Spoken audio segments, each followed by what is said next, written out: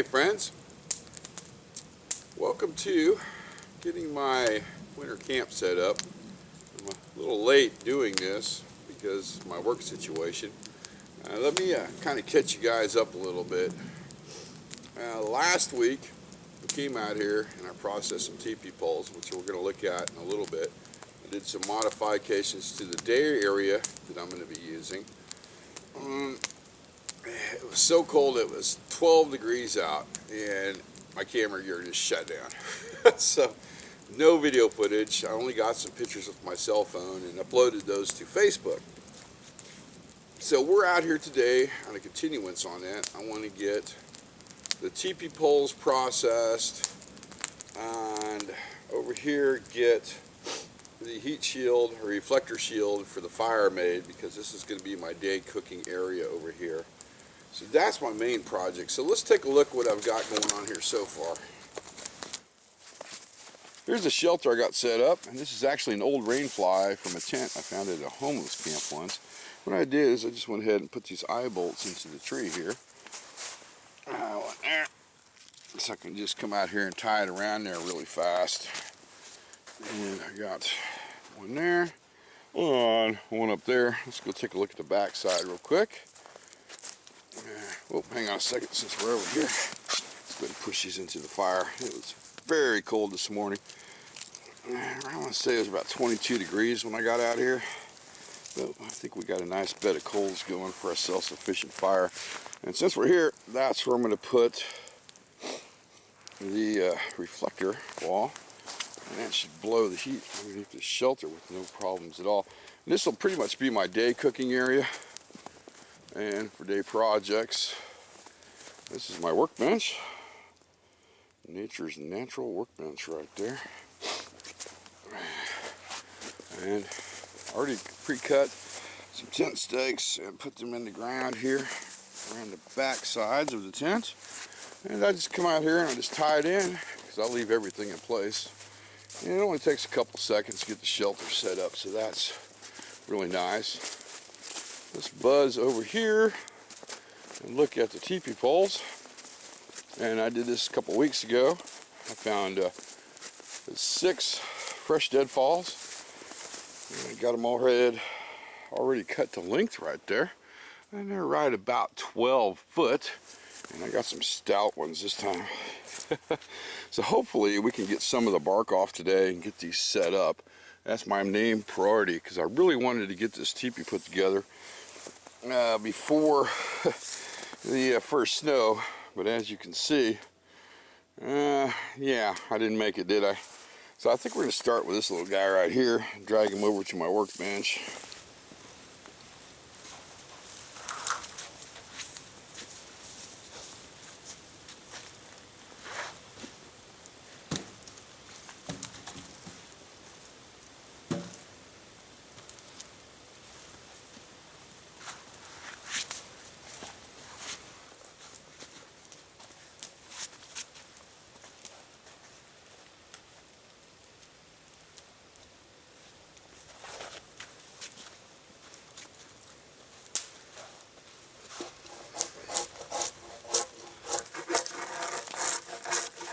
Okay, I'm impressed. It looks like this bark's going to be coming off a lot faster than I thought it would.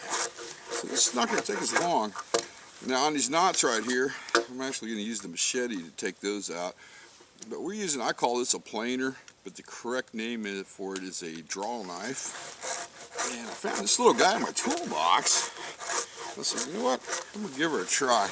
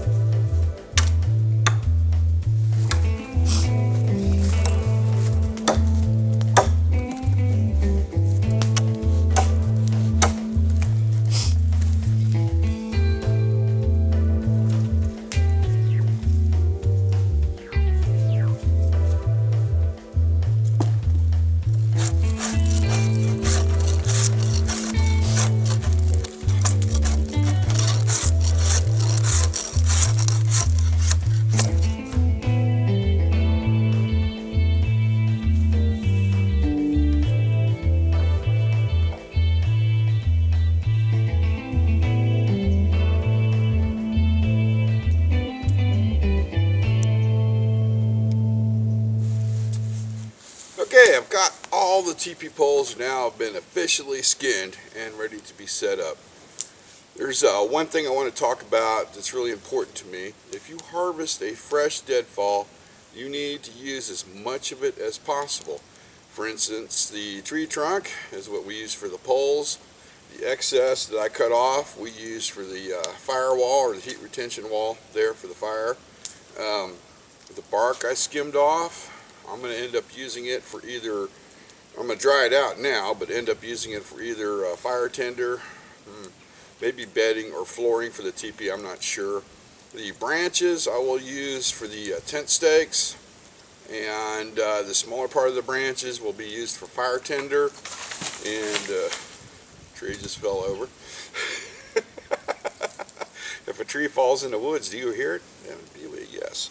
Anyway, if the branches have leaves on them, that will be thatching for my roof or possibly bedding. And another thing, you've got to give thanks to that tree for giving up its life for your project, be it big or small. I know it sounds weird, but it's something I do. So please use most of it or all of it if it's possible on a fresh deadfall. Okay, we've got our teepee poles. They're ready to go. There's 2 sets of 3. The first set is what I call the main support ones. Those are the 3 we're going to tie together first, and then there's going to be the other set of 3, which is going to be the secondaries. And there's going to be the lead post, and I'll show you that when we get there. So right now I'm going to pick out the 3 biggest ones, and as usual they're on the bottom. I'm going to lay them over here, and we're going to get those tied together.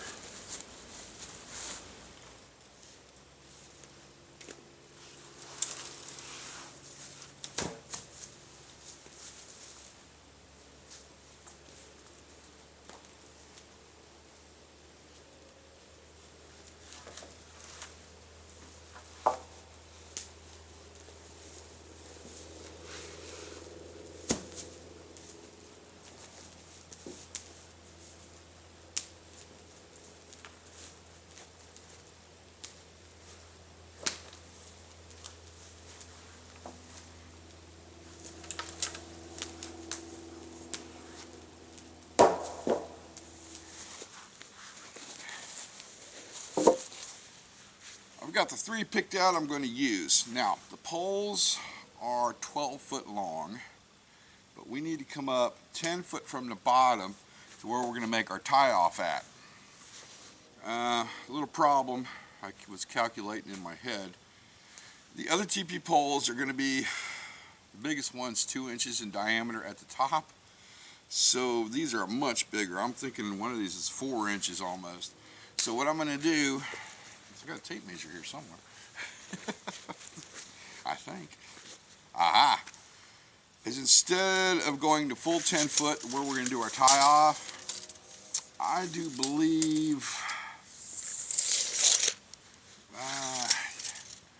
maybe 9 foot and a half, maybe. I'm not sure, because I want to tie it a little bit lower because the diameter is going to, at the top, is going to be a lot bigger, and I want the cover to fit on it. Well, there's our 10 foot mark right here. Let's do 9 foot 8 inches. So we're going to put a little mark in there. There we go. And then we'll just mark the rest of them too.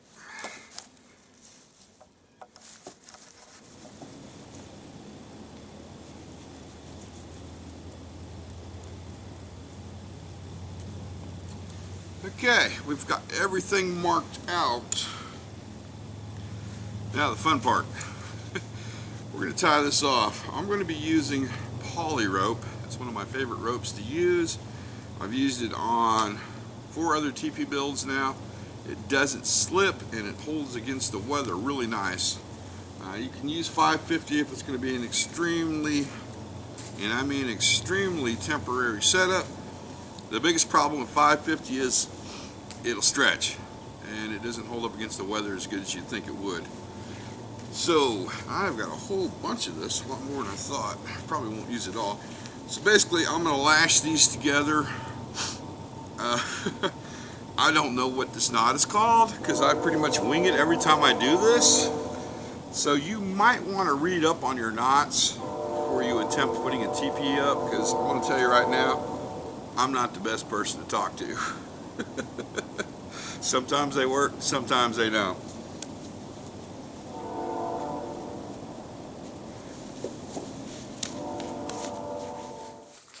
So what I'm doing is weaving it in between these logs right here and giving it a little tug just to get it nice and taut. And don't worry about if it's not as tight as you want it, because we're going to fix that here in a minute. So I think this is going to be our last weave through.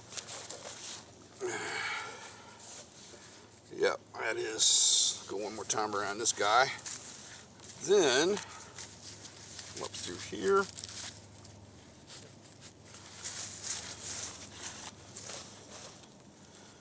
And the fun part, got to move this log back a little bit so we get some leverage. Then we're going to go around here and do that on both sides until it's nice and tight, and then we're going to tie it off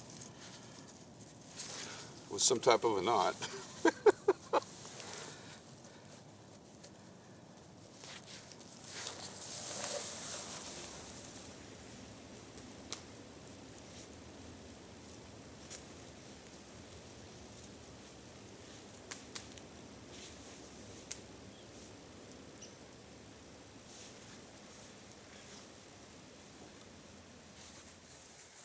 Okay, I went around 3 times there, 3 times there, and we're going to tie it off with a bob knot, which is probably going to be either a square knot or a slip knot. Let's go with a square knot on this one. And what the heck, one more time.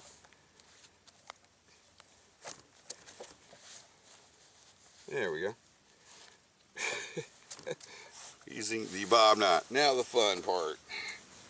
We're going to lift this up, flip this pole over. By doing that, it's going to tighten the knot, and then we're going to raise it straight up. This ought to be fun because these poles are a lot bigger than the ones I used last time.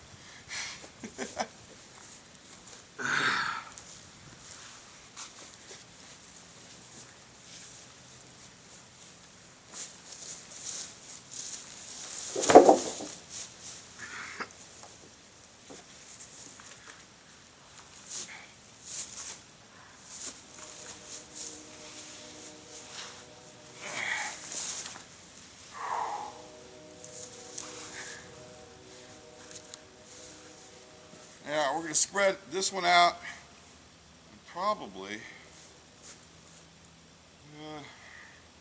I think this is going to be the #1 pole, or the door pole.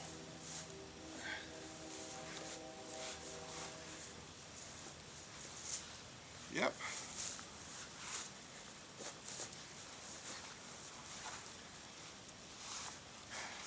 Wow.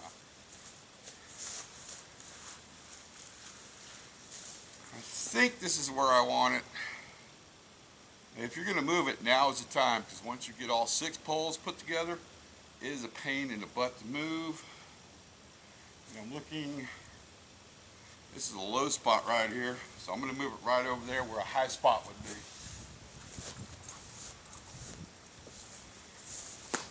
I'm pretty happy with where I got set up now. I've got the high side over here, which is perfect. I'm off the game trail, which runs through here.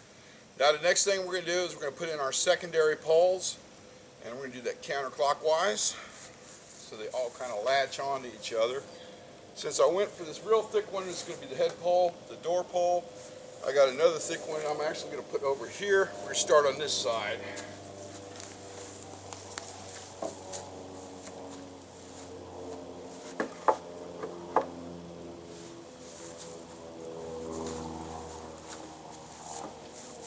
That's going to be perfect. That little band just kind of fit in that slot right there. Now we're rough fitting it. When we put the cover in is when you want to move the poles in position, and that's where they're going to stay, because you'll put a stake down at the bottom, keep hold them in place. If you really want to, you can get your tape measure from the center 5 foot out on all your poles, but I'm telling you right now, a little bit later on down the road, you're going to have to remove them.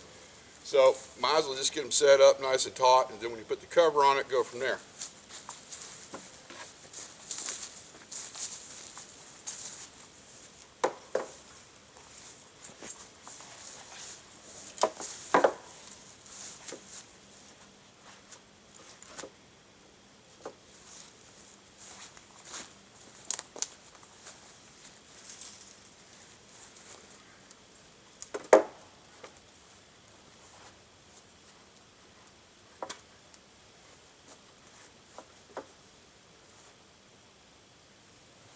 What I did is simply just move the teepee poles around so they could fit down as close to the 9-inch mark as I could possibly get them. And I'm glad I moved it down to 9 inches, 9 foot 9 inches, instead of going with the full 10-foot mark, because it's going to come out almost right at the 10-foot mark at the top of the teepee. Not a big deal. The cover might fit a little weird at the top, but we can figure that out when I get to that point. We've got them up. We've got to tie the 3 secondary poles in, or basically lash them in. So the first thing I do is just simply I'm going to walk around the teepee, and then we're going to make a ladder to climb up to the top and really get them in nice and tight.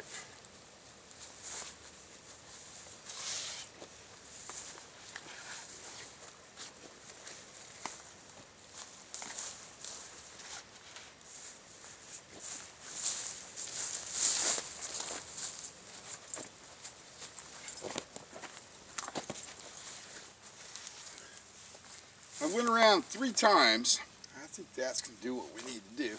We need to make a little ladder. A ladder, you say? Yes, a ladder. So this pole is locked in by 2 other poles, and the most sturdiest that I can work with right now. This pole is our main front pole, the door pole. It's definitely not going nowhere. So simply, up there it is, hang on.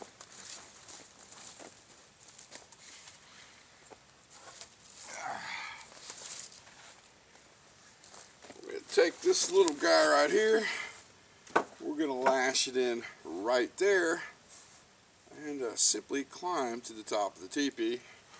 Actually, let's put it right there where I can get my good foot grip on there, and finish lashing that up.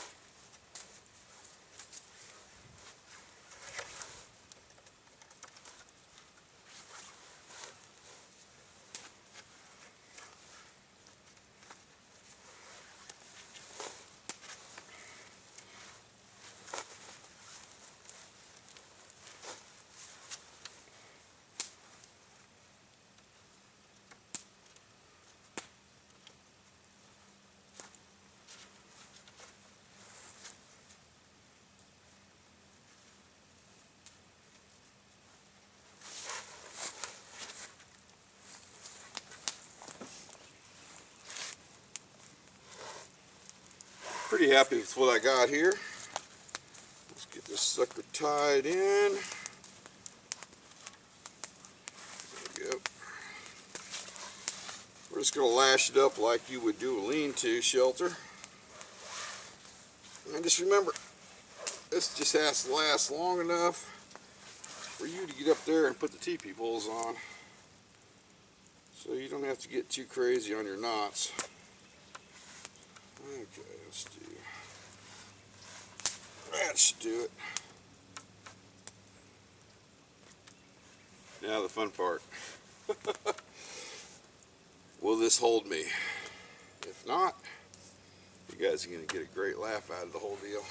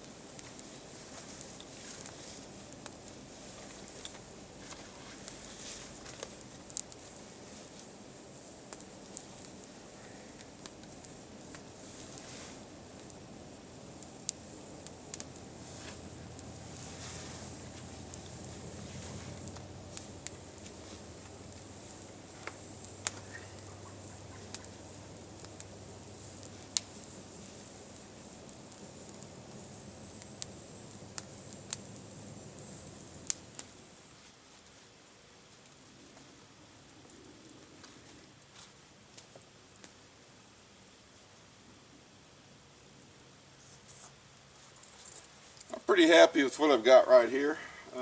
We call this the bob knot. There's a chance it'll hold. There's a chance it won't. Just a little heads up, make sure you do a little research, because I'm not the best person to ask about knot tying. But I'm very happy with what I got here. I don't think it's going to go anywhere. And if it looks like these wrappings are getting loose, I'll just throw some more polycord on there. Oh boy.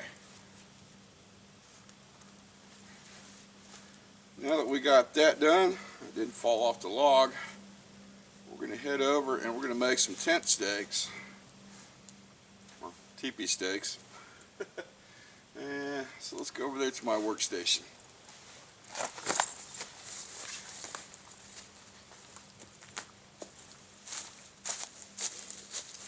Tent stakes are real freaking easy to make, and I'm pretty sure you already know how to do it. There's probably going to be a couple people out there that don't, so I'm going to go ahead and demo real quick. Remember, the pieces I'm using over here are the leftovers from the top of the trees, or the fresh deadfalls I harvested. I like to use fresh deadfall because it's more durable, it's going to last longer. This teepee's going to last until at least the springtime, maybe even further. It just depends if this area floods or not. If it floods, well, I'm pretty much done. So basically, we're just going to shave off any of the branches that are sticking out. Because this teepee's big, it's going to have to hold up against the wind. I like to go between a ½ inch all the way out to 1.5 inches on my tent stakes right here. And it's very simple. I'll make a little groove here. Okay, that'll work. So we're just going to put a 45 like that. And then we're going to come up here and we're just going to chop it off the top. We're going to try to do it 1 foot, so we're going to chop it off here. Get it as even as possible. Now, another thing I see a lot of people do when they make their tent stakes is they'll chamfer the edge going around the top, and what that does, it just helps to keep from the head mushrooming out. I don't worry about it too much, but it is a neat little trick if you want to make a set of stakes and just keep them for your personal tent. Okay, one other thing I like to do is I'm going to put a little groove right here where the 550 is going to go. Right about there, so it'll lock itself into place like that. So either the 550 or the quarterage I'm going to use will lock right in there, won't slip out if the wind starts trying to lift it up. And then I'm just going to put it in the ground. Now I need to make, we got 6 poles, so I need to make 6 main stakes. After I make the main stakes, I have to make 6 more stakes for the in-betweens, the secondary stakes to hold the teepee out. And then I think I'm going to make a total of probably 15 while I'm at it and have a couple backups. Okay, we're going to wrap the project up for today. We've got quite a bit done. We've got the teepee up. We've got it tied up. By the end of the day, I'll have all the tent stakes made, so that's not a big deal. I've got my the bark I skimmed off the teepee poles is drying out. I need to rotate it. So the next time we come out here, we're going to put the cover on the teepee. We'll custom fit it. Then we're going to see, we're going to put the hybrid Dakota fire pit. That'll go in the middle, and we'll start digging that in, which means I got to figure out where I put my shovel. I don't know where it went. And work on the fire a little bit more, put up another retaining wall. Who knows, I might do that today. We'll see how it goes. Okay, friends, I'm wrapping it up. Comments are always more than welcome. Heads up, it does take me a while to get to them. I'm sorry, I apologize for that, but my work situation is freaking nuts, so bear with me. And like always, friends, thanks for watching.